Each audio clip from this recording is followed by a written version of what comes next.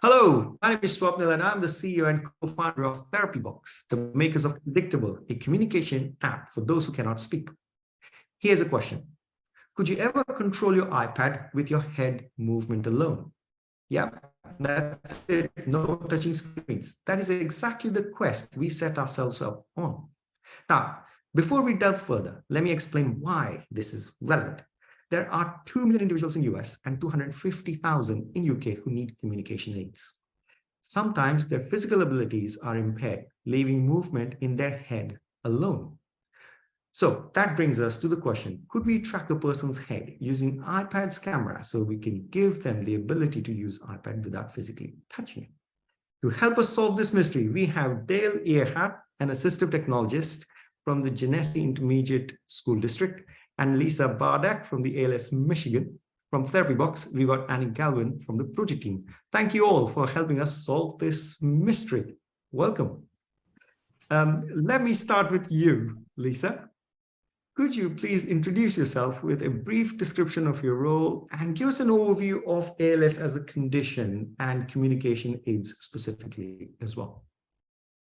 So I'm the speech language pathologist at ALS of Michigan. I am a licensed and certified speech language pathologist with over 30 years of experience in the field. And at ALS of Michigan, I have developed and implemented a regional clinic to provide augmentative and alternative communication, or AAC, and assistive technology services to people with ALS. I'm really dedicated and passionate about ensuring that PALS, that's people with ALS, have a way to communicate throughout the course of the disease and helping them to implement low-tech and high-tech methods of communication. So in the clinic and in my role as the speech language pathologist at ALS of Michigan, I provide evaluation and training for PALS who need communication, speech generating devices, and computer access, as well as access to telephone technology. Looking at ALS for a minute, ALS is a disease that affects the motor neurons. So those are the nerve cells in the brain and the spinal cord that control voluntary muscle movement.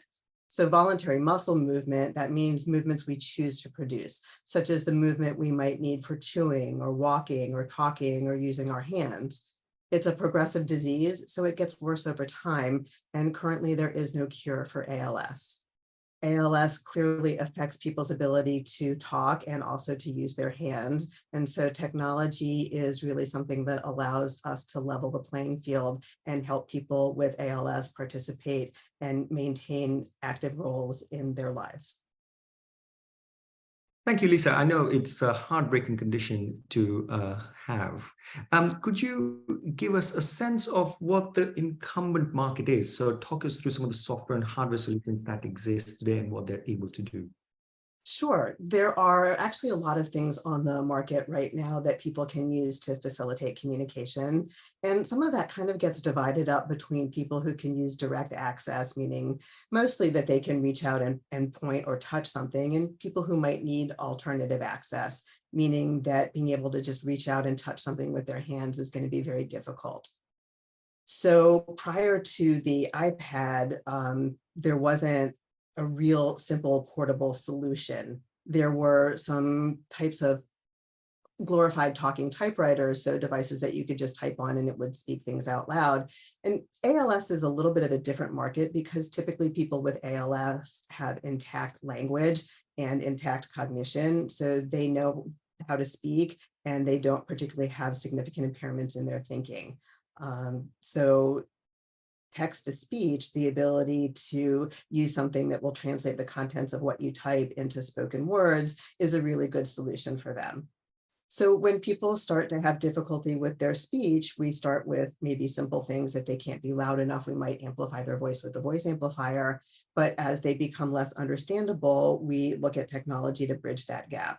So devices that you can reach out and touch, they might have touch screens and you can either type on a keyboard or you can touch a message that's already stored and the machine will say the entire message. You can even record messages digitally so that they can be spoken in your own voice or in somebody else's voice if you recorded them prior to the onset of the disease.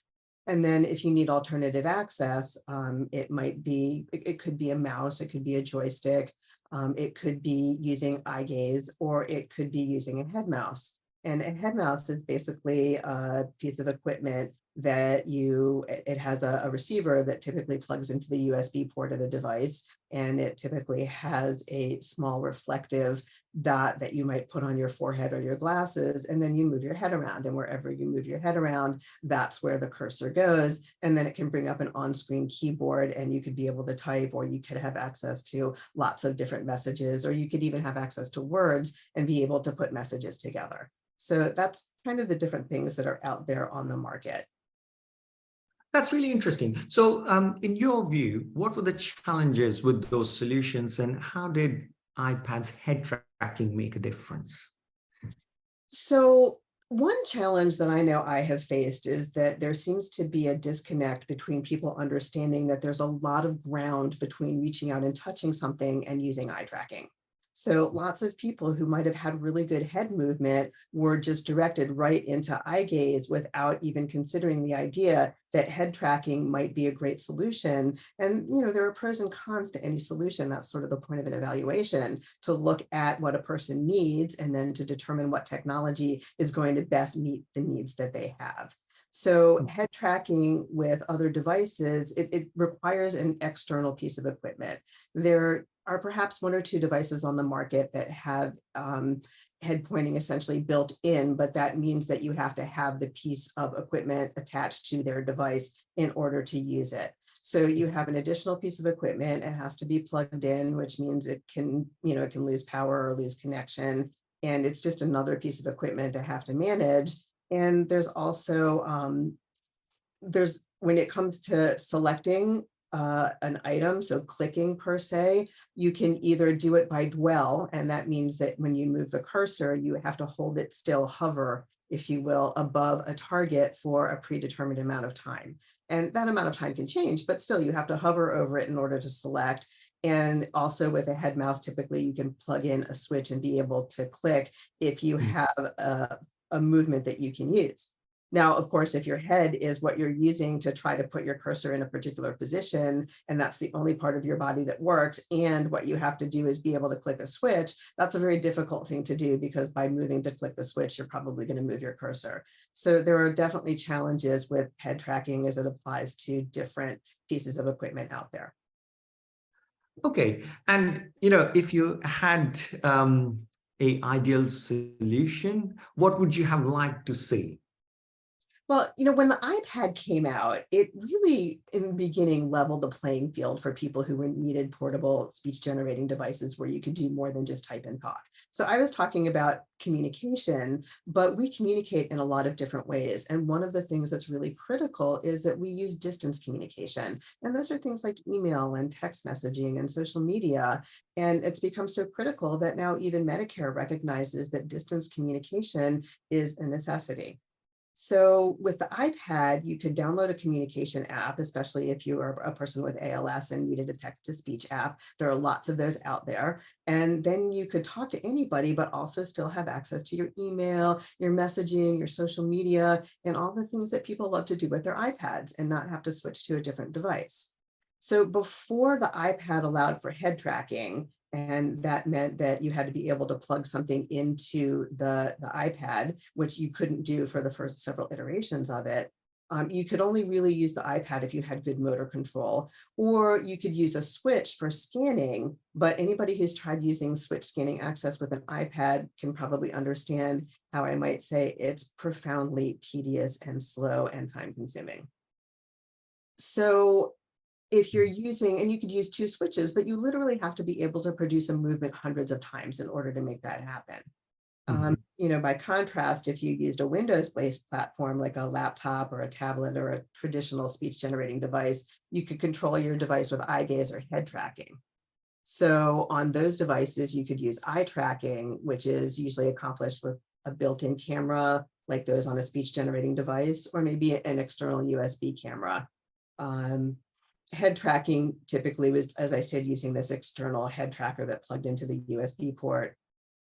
So the iPad being revolutionary also meant that it wasn't heavy and it was really easy to carry, and it didn't require elaborate setups to mount it to a wheelchair if somebody had mobility challenges. So although I want to stress that the iPad isn't the answer for everybody, it is sleek, it is highly functional, and having an iPad kind of makes you look just like a lot of other people instead of somebody completely different. Right. Okay. So no pressure. Lisa and SLPs like us, like her, and developers like us, we're racking our brains on how to make this work. Now, in comes Dale. Now, I must say, Dale is credited with the discovery of the solution of making head tracking accessible across the iPad. So kudos to him. We are in awe of what he's achieved. So let me pass on to Dale. Dale, could you introduce yourself and the school you work at so people get a bit of context? Yeah, my name is Dale Earhart, and I'm the assistive technologist with the Genesee Intermediate School District here in Flint, Michigan. For myself, I primarily service our center-based program, so I work with students with cognitive disabilities. And in my role, I work more as a consultant with our therapists, our PTs, our SLPs, and our OTs, and our teachers with the students where they're not quite sure what they want to do, how they're going to access their devices. And I also work with about 22 other districts as well. So for myself, I didn't invent the head tracking, that was something Apple did. But those settings in there are complicated, and Lisa and I, spent a lot of time kind of going over some of those inbuilt settings, and it is a complicated process.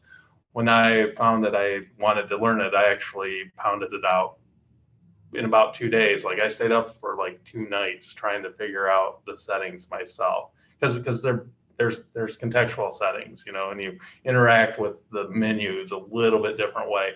So it's a difficult process, and and it takes a little bit of time to set up. Go ahead. Sorry.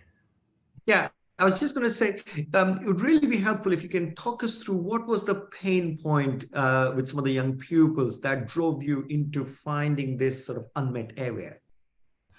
So basically what happened is we had a girl come to our district, and lovely girl, wonderful, friendly, but not really motivated to do a lot of things. She hadn't had a lot of success with eye tracking at all, and she didn't like switch scanning. As Lisa mentioned, it's tedious, and especially the things that she wanted to do, things like YouTube, she wasn't able to do. So, I started researching it a little bit, and I started getting onto the head tracking piece. And, in my research, I found that iPads actually did have this built in, but I didn't see a lot of documentation on it. So, me being what I do, I just started going in and trying to figure it out. And eventually I did. And I came up with, the ways that we wanted to use it with this girl, Amanda, in particular, because what she wanted to do is she wanted to access YouTube. A teenager, never been able to access YouTube, and that's what she really wanted to do. So sorry, going into my accessibility stuff here. Let's see, switch control. Sorry about that. So what happened is I started going through the settings. I found out how to do the head tracking. We figured all that out. And from there, we had to figure out how to manage the switches, because as Lisa said, when you start trying to add switches into the mix, especially if they only have head movement, that makes it very difficult. But what's nice about head tracking on the iPad is you can use all sorts of facial gestures. You can use like raise your eyebrows or raise your cheeks or smile, different things that you can actually use to act as a switch. So with Amanda, she does have a limited amount. She can blink her eyes consistently, and she can stick out her tongue. And she also has a little bit of a switch point on her wrist. She has enough movement right in there where she can operate a mechanical switch in the vertical position. So between those different positions, we got her what she wanted to do. So for example, her wrist is the tap.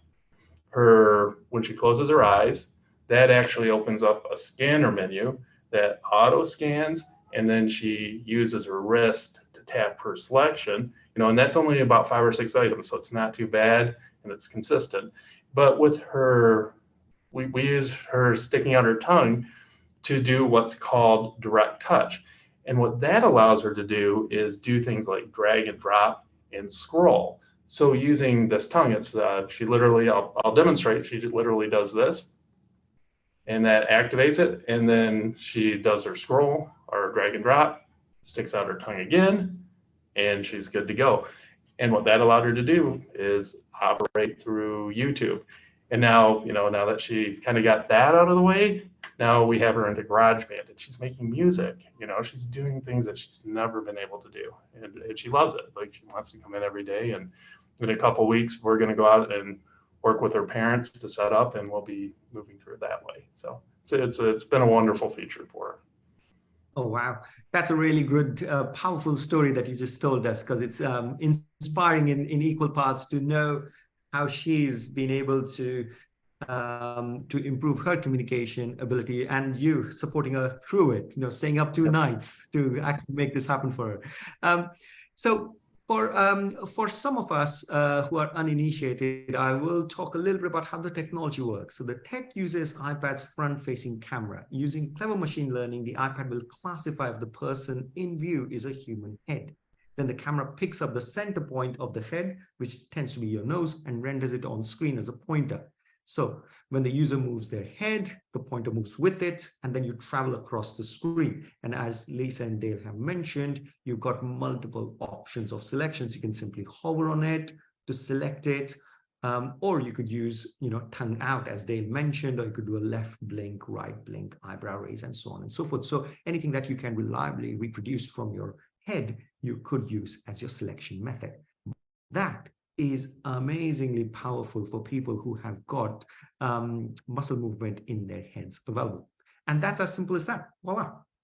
Okay, let me get back to you, Lisa. How does head tracking compare to eye tracking? And what are the pros and cons in your view?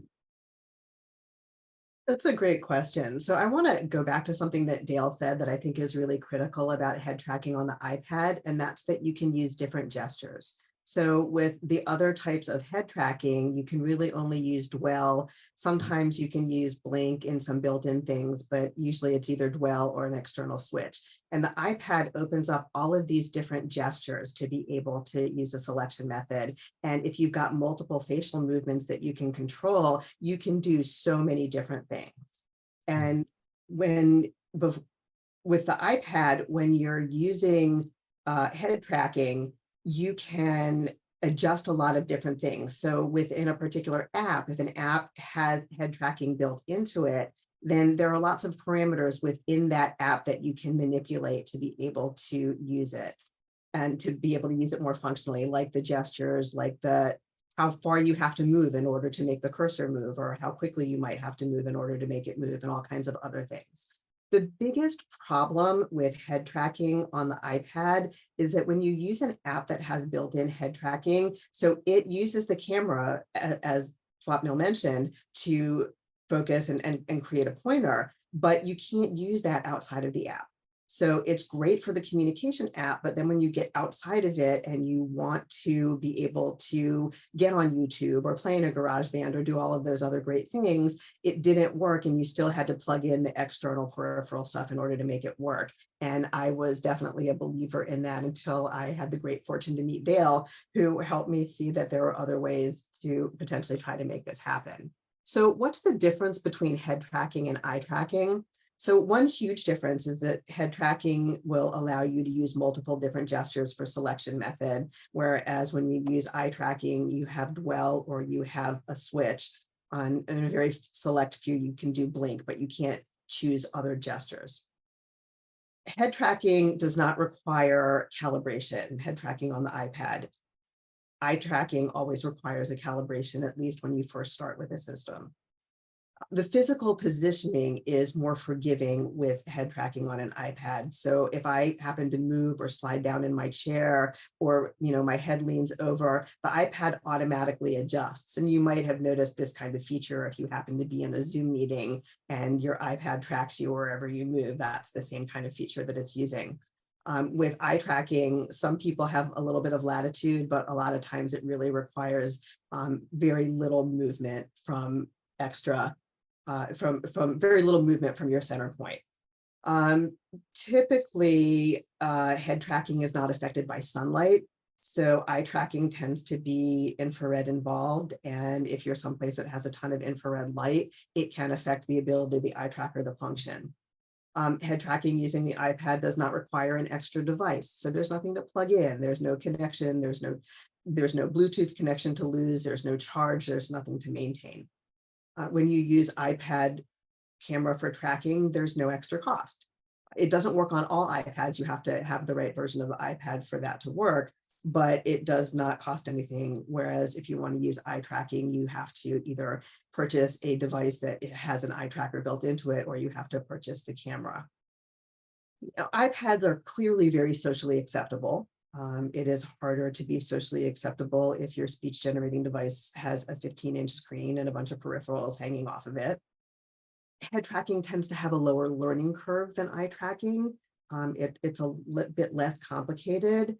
Um, on the flip side, if you look at eye tracking, one of the benefits of eye tracking is that when you do get in the right position, you're pretty good to go. Whereas when you're using head tracking, if you're somebody who spends most of your time in bed, vertical head movement can be difficult when you're lying in bed. So I would say those are kind of the pros and cons differences between eye tracking and head tracking.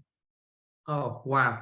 The loads of benefits here from an iPad perspective. And I really like the point about being socially acceptable on device. We've seen it so often, especially young people who just want to fit in and they want to feel part of the community. And, when you give them an iPad, they, in some ways become aspirational device that sort of they like carrying around. So the adoption is improved because it's on an iPad. So their communication improves because they like the app that's on it. Now, Dale, you mentioned you got a nice story about positioning. Would you like to tell us more? Yeah, so another student that we're working with head tracking on, we've he's had difficulty maintaining position, wild swings as he moves through, and wild correction pieces. And part of that's due to his cognitive impairment. Part of that is due to where the strongest field of vision is. So what we actually found with him, and just 2 weeks ago, is that if we position the iPad down here when he's head tracking about a foot and a half in front of him and down to his lower right, he actually maintains everything perfectly. So, and I have like a 6-inch window, and this is for him. Like, this isn't, it's just nice that the head tracker can pick it up in that area, and that his field of vision and where, his unique body goes, that he can do everything perfectly. He doesn't have the wild swings. He sees where everything is at, and he's able for him to do the dwell piece that is on the head tracker. And so it is very, very forgiving, and that makes it a lot easier to work with parents and to train staff and all those pieces. So. Yeah. And the continuity, I suppose, that it enables as well. You don't have a breakdown in communication because the calibration is now a little bit out of sync. In that case, you have to start over. So sort of helps you communicate when you really are ready for it. I mean, Yep.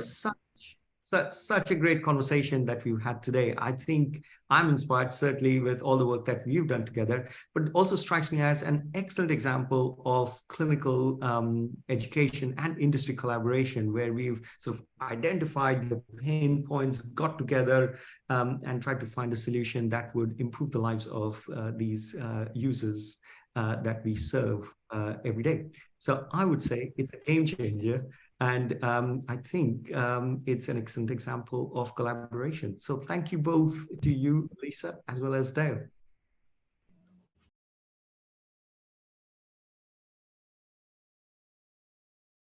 First, navigate to Accessibility, switch Control in your device settings.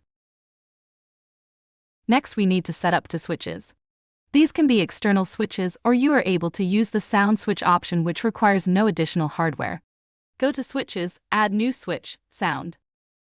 By pressing on Practice, you will be able to check which sounds are easiest and most reliable for you to produce.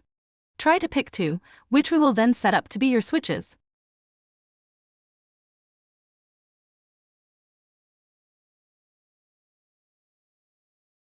Select one of the sounds from the list and then select Scanner menu on the next screen. This will be the sound that you use to bring up the scanner menu. Repeat the same steps to set up one more switch. This time choose for its function to be select item. You can practice these sounds more if that is useful.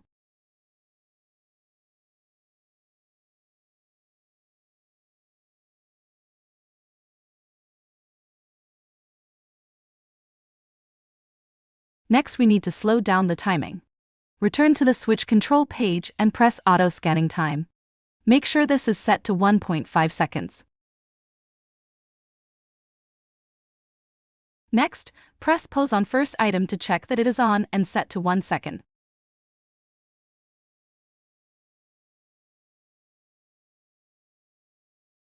Next, set up the scanner menu by going to Menu Items. We suggest you add the following options: Home, Gestures, Cursor Mode, Device, and Settings.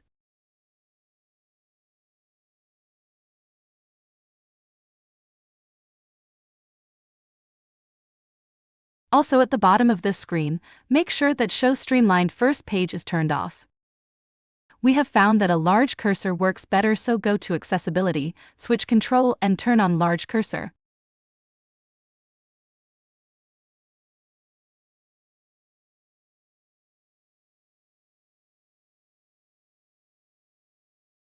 Then turn on head tracking and pick your selection method for tap.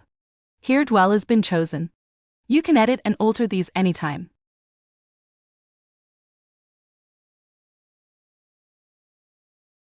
Then return to the top of the switch control page and turn on switch control. At this point, you should be able to see the scanning pattern across the screen. Use the two switches you set up earlier to bring up the scanner menu and select head tracking in the menu. You should then see the head tracking cursor and be able to control it with the selection method you chose earlier.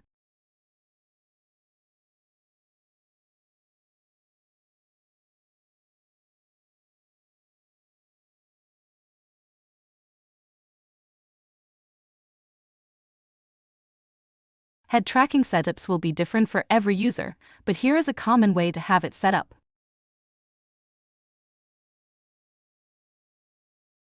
Switching to larger icons can be done in home screen and multitasking.